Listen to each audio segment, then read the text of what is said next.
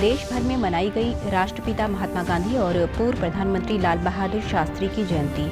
राष्ट्रपति, प्रधानमंत्री समेत अन्य गणमान्य लोगों ने श्रद्धा सुमन किए अर्पित।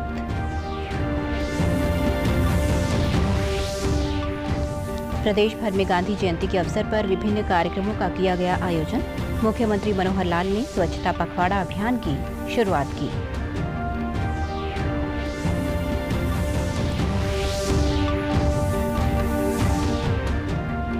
प्रदेश में स्वच्छता पखवाड़ा अभियान के तहत स्वच्छ हरियाणा ऐप का किया गया शुभारंभ। स्वच्छता संबंधी शिकायतों को ऐप पर किया जा सकेगा अपलोड।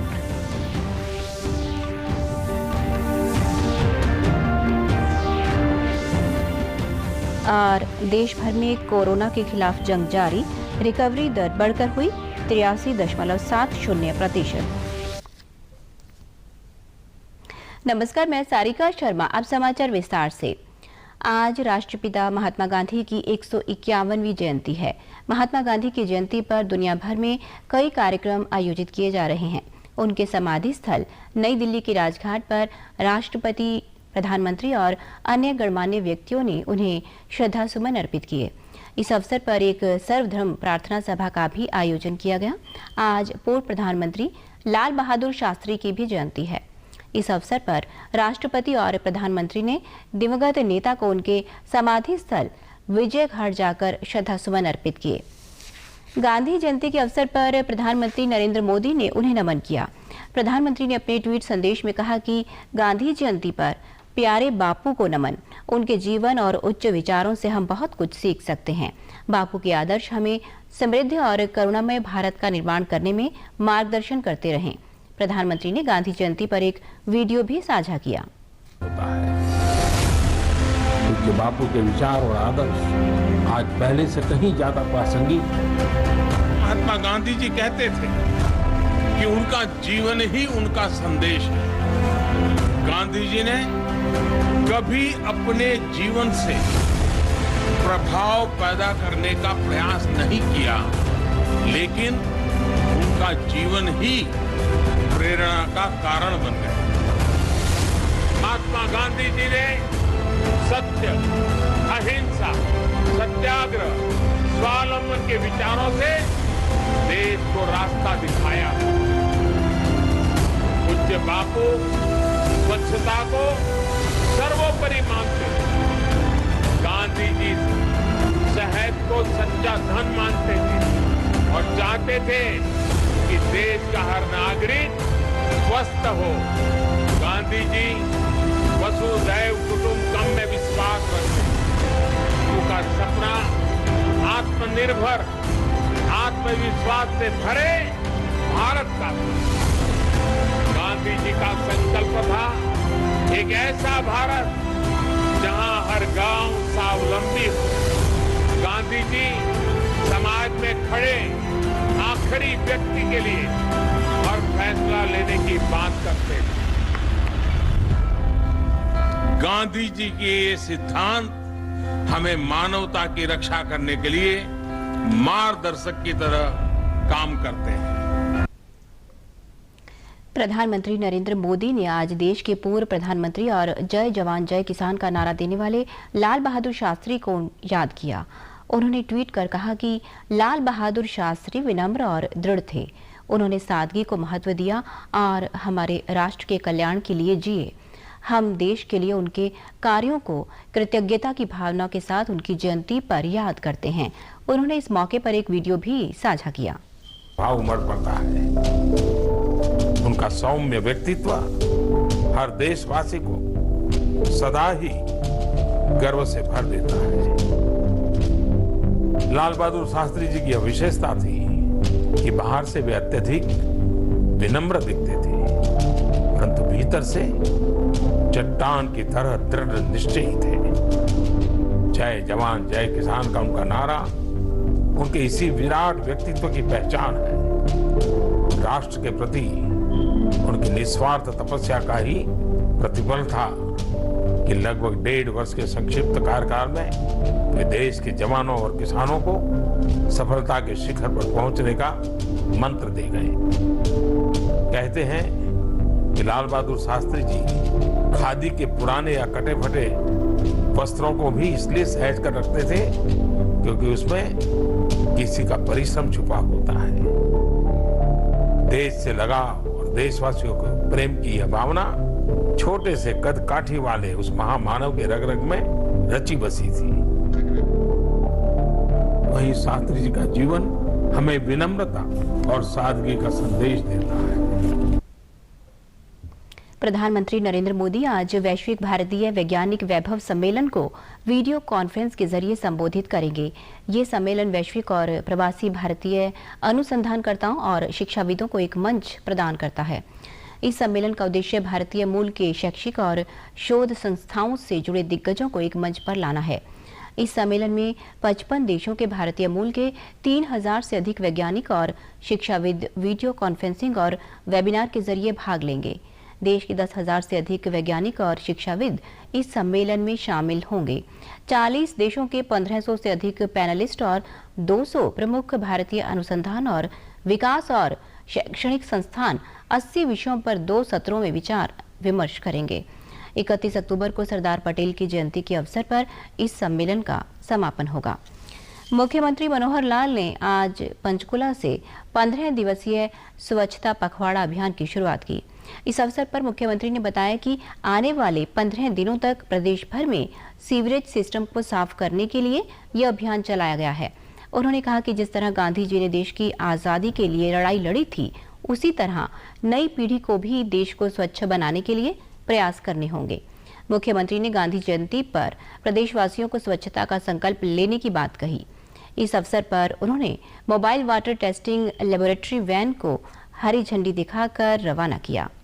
उसके कारण से भी बीमारियां फैलती हैं और खास करके ये जो काल चल रहा है कोविड का, इसमें स्वच्छता का विशेष ध्यान बहुत जरूरी है कि किसी प्रकार से हम स्वच्छता, इस महामारी के ऊपर भी कंट्रोल अगर पाना है तो स्वच्छता उसका एक बहुत बड़ा जिसको कहना पहलू है। सभी की सीवरेज की सफाई और वाटर वर्क्स, चाहे वो पब्लिक हेल्थ के डिपार्टमेंट के हैं अथवा और किसी विभाग के हैं, उन सब वाटर वर्क्स के अंदर जो गंदगी है, जो उनके पॉन्ड होते हैं, उसके अंदर कई बार भर जाते हैं वो, उसको सिल्टिंग, जिसको डीसिल्टिंग का काम कहते हैं, वो भी अभियान हमने शुरू किया है कुछ जगह पर, और इन 15 दिनों में जहां कहीं नहीं हुआ उसको भी तेज गति से करेंगे।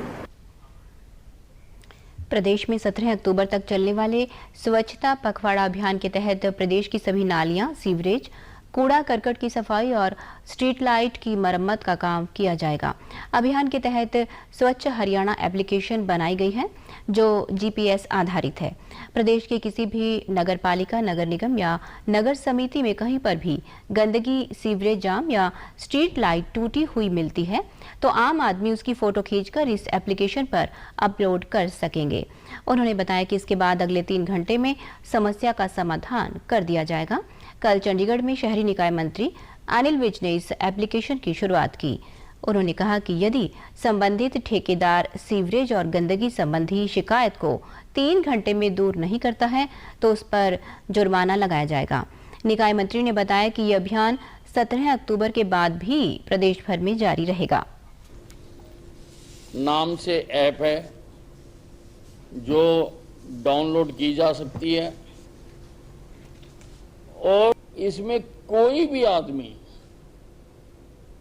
हरियाणा की किसी भी नगर पालिका, नगर निगम के क्षेत्र में खड़ा होकर किसी भी गंदगी के ढेर की, किसी गंदी नाली की, उसकी केवल तस्वीर खींचकर डाल देगा, तस्वीर खींचकर, और 3 घंटे के अंदर अंदर डिपार्टमेंट उसको साफ करेगा। राष्ट्रपिता महात्मा गांधी की 151वीं जयंती के अवसर पर कृषि मंत्री जयप्रकाश दलाल ने भिवानी से स्वच्छता अभियान को हरी झंडी दिखाकर स्वच्छता पखवाड़े की शुरुआत की।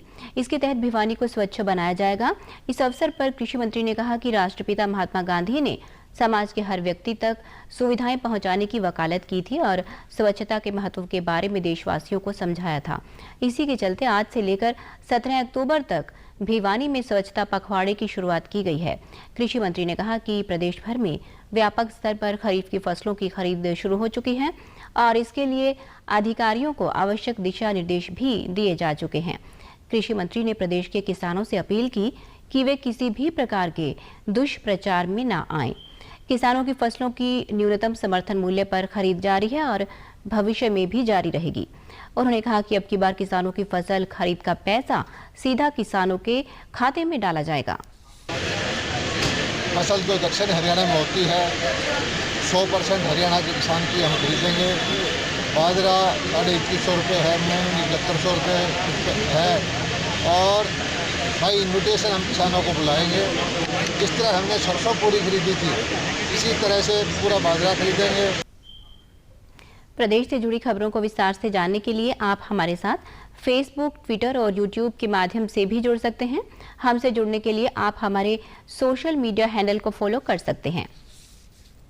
देश में कोविड महामारी से स्वस्थ हुए रोगियों की संख्या में लगातार बढ़ोतरी हो रही है। पिछले 24 घंटों में करीब 79,000 लोगों के ठीक होने के बाद अब तक इस संक्रमण से ठीक हुए रोगियों की कुल संख्या 53,50,000 से अधिक हो गई है। स्वस्थ होने की दर भी 83.70% हो गई है। इस समय देश में कोविड महामारी की मृत्यु दर 1.56% है। स्वास्थ्य मंत्रालय ने कहा है कि ठीक हुए रोगियों और इलाज करा रहे रोगियों की संख्या के बीच का अंतर लगातार बढ़ रहा है। वहीं प्रदेश में कोरोना महामारी से ठीक होने वाले मरीजों की संख्या बढ़कर 1,15,000 से अधिक हो गई है। प्रदेश में कोरोना का रिकवरी रेट 88.55% और मृत्यु दर 1.08% है। सहकारिता मंत्री डॉक्टर बनवारी लाल ने आज राजकीय अस्पताल बावल में आयोजित कोरोना योद्धा सम्मान समारोह में कोरोना वॉरियर्स चिकित्सकों व स्टाफ को स्मृति चिन्ह व प्रमाण पत्र देकर सम्मानित किया। उन्होंने इस अवसर पर कहा कि कोरोना के दौरान चिकित्सकों ने लोगों को बेहतरीन स्वास्थ्य सेवाएं देकर नेक कार्य किया है, जिसके लिए उनकी जितनी प्रशंसा की जाए कम है। उन्होंने कहा कि वे स्वयं भी एक डॉक्टर हैं और डॉक्टर की मरीज के प्रति जिम्मेदारी को भलीभांति जानते हैं। गांधी जयंती के अवसर पर करनाल में सामाजिक संस्था द्वारा विशेष रक्तदान शिविर का आयोजन किया गया, जिसमें सभी रक्तदाता केवल महिलाएं थी। शिविर में रक्तदान से पूर्व महिलाओं की स्वास्थ्य की जांच की गई। संस्था के राष्ट्रीय अध्यक्ष ने बताया कि इस शिविर का उद्देश्य रक्तदान के प्रति महिलाओं की उदासीनता को दूर करना है और स्वास्थ्य के प्रति सचेत रहने के लिए उन्हें जागरूक करना है। उन्होंने कहा कि ये रक्तदान शिविर प्रदेश की महिला शक्ति के दृढ़ संकल्प को प्रदर्शित करेगा। इस डाटे के आधार पर हमारा महिला विंग और साथ में हम लोग भी मिलकर करनाल से शुरुआत करेंगे और इसे पूरे देश में लेकर जाएंगे कि जो महिलाएं माल न्यूट्रिएंट्स हैं, जो महिलाओं के अंदर जो है वो पोषकता की कमी है, जो HB की कमी है, उनके अंदर जो है अनियमित महिलाएं पाई जा रही हैं, तो इससे कैसे बाहर आ सकती हैं, इसके ऊपर एक पूरा जागरूकता अभियान चलाया जाएगा। करनाल की महिलाओं में इस विशेष रक्तदान शिविर को लेकर भारी उत्साह दिखाई दिया। महिलाओं ने कहा कि रक्तदान करके उन्हें किसी के जीवन बचाने जैसा अनुभव हो रहा है। उन्होंने कहा कि सभी को इस कार्य में आगे आना चाहिए। डोनेट कर चुकी हूँ। मैं चाहती हूँ कि अपना सामाजिक कार्यों में ज़्यादा से ज़्यादा हिस्सा लूँ और जिनको ज़रूरत है हमारे ब्लड की, कृपया हमारा ब्लड उन तक ज़रूर पहुँचे। मैं बहुत लकी फील कर रही हूँ कि मेरे को मौका मिला ब्लड डोनेट करने का और होपफुली चेकअप कराया तो मैं उसमें रिजेक्शन नहीं हुआ और एक्सेप्ट कर लिया कि चलो आई कैन डोनेट ब्लड। अंत में इस बुलेटिन के मुख्य समाचार एक बार फिर। देश भर में मनाई गई राष्ट्रपिता महात्मा गांधी और पूर्व प्रधानमंत्री लाल बहादुर शास्त्री की जयंती। राष्ट्रपति, प्रधानमंत्री समेत अन्य गणमान्य लोगों ने श्रद्धा सुमन किए अर्पित।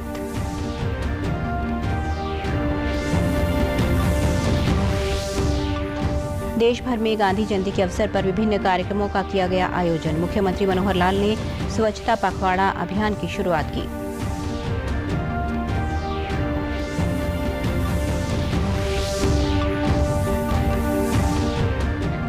प्रदेश में स्वच्छता पखवाड़ा अभियान के तहत स्वच्छ हरियाणा ऐप का किया गया शुभारंभ। स्वच्छता संबंधी शिकायतों को ऐप पर किया जा सकेगा अपलोड।